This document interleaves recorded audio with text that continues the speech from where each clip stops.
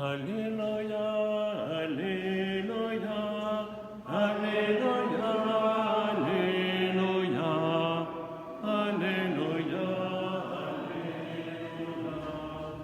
Alléluia.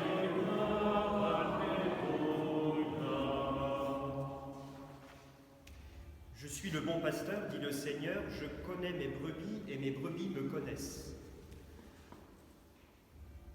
Alléluia, Alléluia, Alléluia,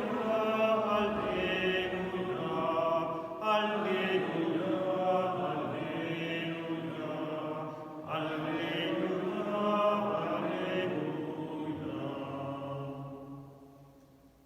Le Seigneur soit avec vous. Et avec votre esprit. Évangile de Jésus-Christ selon saint Jean.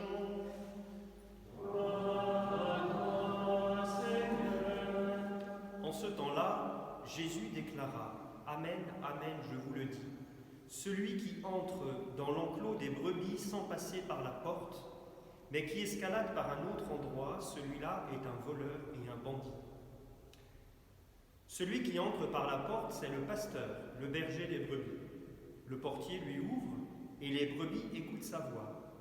Ces brebis à lui, il les appelle chacune par son nom et il les fait sortir. Quand il a poussé dehors toutes les siennes, il marche à leur tête. Et les brebis le suivent car elles connaissent sa voix. Jamais elles ne suivront un étranger, mais elles s'enfuiront loin de lui car elles ne connaissent pas la voix des étrangers. Jésus employa cette image pour s'adresser aux pharisiens, mais eux ne comprirent pas de quoi il leur parlait. C'est pourquoi Jésus reprit la parole. Amen, Amen, je vous le dis. Moi, je suis la porte des brebis. Tous ceux qui sont venus avant moi sont des voleurs et des bandits. Mais les brebis ne les ont pas écoutés. Moi, je suis la porte. Si quelqu'un entre en passant par moi, il sera sauvé. Il pourra entrer, il pourra sortir et trouver un pâturage. Le voleur ne vient que pour voler, égorger, faire périr. Moi, je suis venu pour que les brebis aient la vie en abondance. Acclamons la parole de Dieu. Louange à toi, Seigneur Jésus.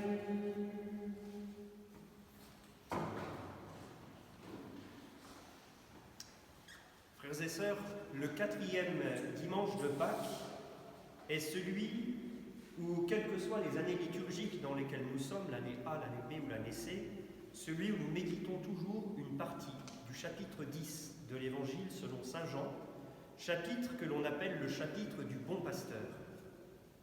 Ce dimanche, en fait, 4e dimanche de Pâques, nous fait progressivement passer de la résurrection de Jésus à l'Église. L'Église qui est conduite par le ressuscité pasteur pour nous préparer à arriver à l'Église qui prendra son envol avec la fête de la Pentecôte, que nous espérons pouvoir le célébrer ensemble. Dans le passage que nous méditons cette année, un premier aspect peut nous interroger dans les paroles de Jésus. Jésus laisse sous-entendre qu'il y a de vrais pasteurs et de faux pasteurs. Il dit « Celui qui entre dans l'enclos des brebis sans passer par la porte, mais qui escalade par un autre endroit, celui-là est un voleur et un bandit. » Et puis plus loin, Jésus nous dit qu'il est lui-même la porte. Autrement dit, les vrais pasteurs sont ceux qui passent par le Christ et les faux, ceux qui ne passent pas par le Christ. Nous touchons ici un point important de discernement. Dans l'Église catholique, on ne s'autoproclame pas pasteur ou berger. C'est une mission que l'on reçoit, certes, par des intermédiaires, mais ultimement du Christ. À cela, il faut ajouter qu'on ne peut pas enlever ou gommer une certaine dimension sacramentelle dans la charge pastorale. Il n'y a qu'à regarder ce que Jésus a envoyé en mission dans l'Évangile. Jésus impose les mains, leur donne les pouvoirs sacramentels et les envoie en mission. La charge pastorale repose sur 3 piliers. La mission de conduire le troupeau, la charge de gouvernement, la mission de sanctification, c'est la charge d'administrer les sacrements, et la mission d'enseigner. Je crois que cette précision est importante, car on assiste de temps en temps à une sorte d'abus de langage, où dans certains groupes se rattachant à la mouvance dite charismatique, on entend parler de berger, de pasteur. L'idée est la plupart du temps celle d'un responsable chargé pendant un certain temps de diriger un groupe de prière ou une communauté.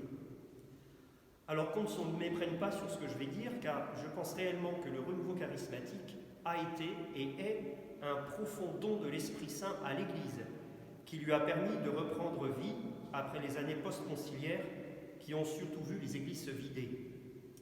Et c'est un don qui n'a pas toujours été accueilli de manière optimale. Cependant, il existe des personnes qui exercent un véritable pouvoir sur des groupes, s'arrogeant, si ce n'est le titre, du moins les caractéristiques et les missions du pasteur, telles que je les ai exposées plus haut, alors qu'ils n'en ont pas reçu la charge. Dans ces cas-là, il s'agit évidemment d'un abus de pouvoir, au moins spirituel. Tout pasteur vrai, qui exerce une charge pastorale, a un lien officiel et reconnu avec le Christ et son Église. Il reçoit sa charge et il ne se l'approprie pas. Avant de caractériser ce en quoi consiste l'agir du vrai pasteur, il faut préciser un point, c'est que l'unique pasteur, c'est le Christ Jésus. C'est lui l'unique pasteur du troupeau, qui exerce sa mission en l'ayant confiée à l'Église et à ses pasteurs.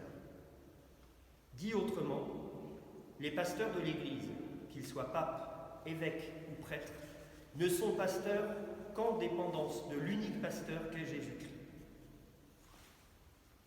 Ceci étant posé, il faut maintenant préciser ce qui caractérise l'agir du vrai pasteur.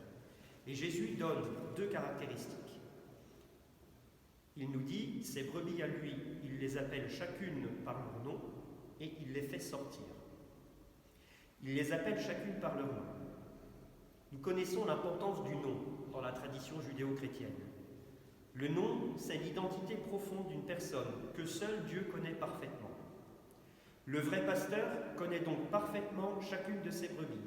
Il sait son histoire, il sait sa mission, il sait ses qualités et ses fragilités, et il sait de quoi sa brebis a besoin pour être nourrie et pour être en bonne santé.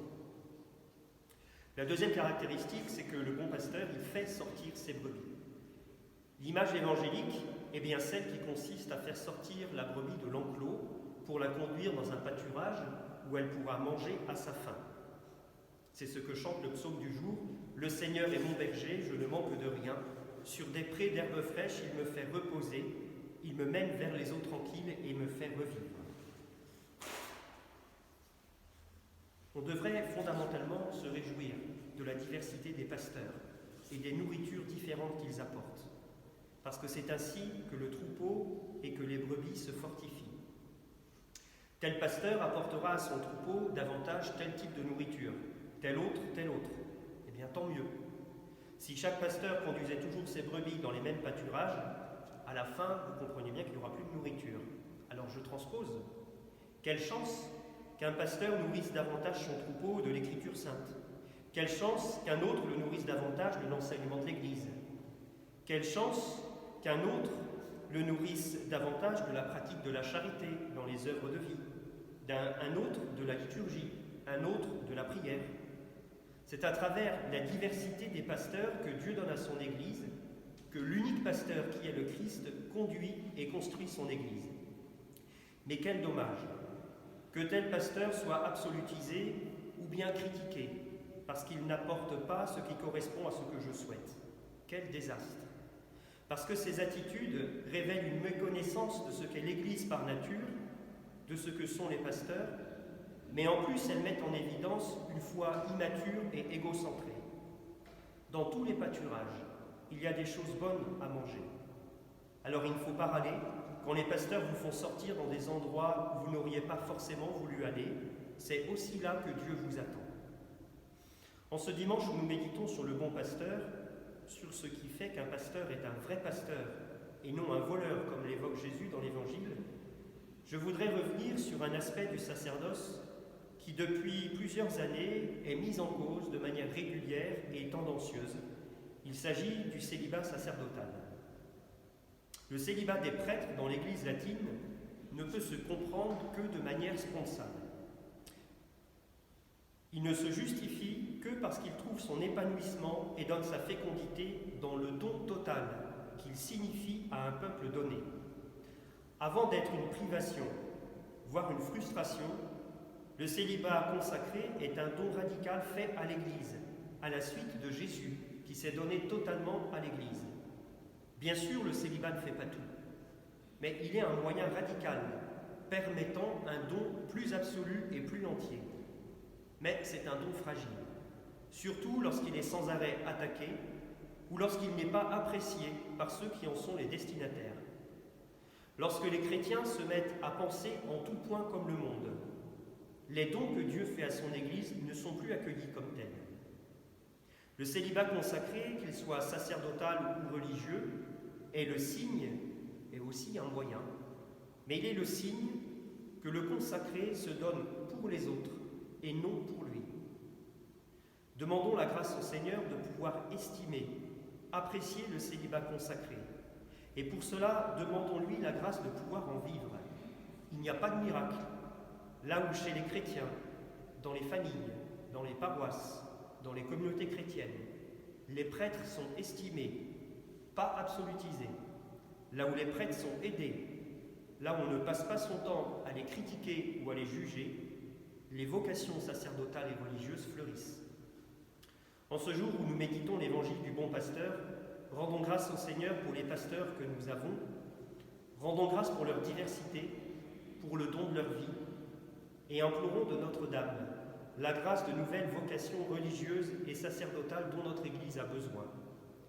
Vous le savez, un certain nombre d'enfants de chœur de notre paroisse se posent cette question, ce qui est normal pour des chrétiens fidèles de leur âge. Je les confie à votre prière. Amen.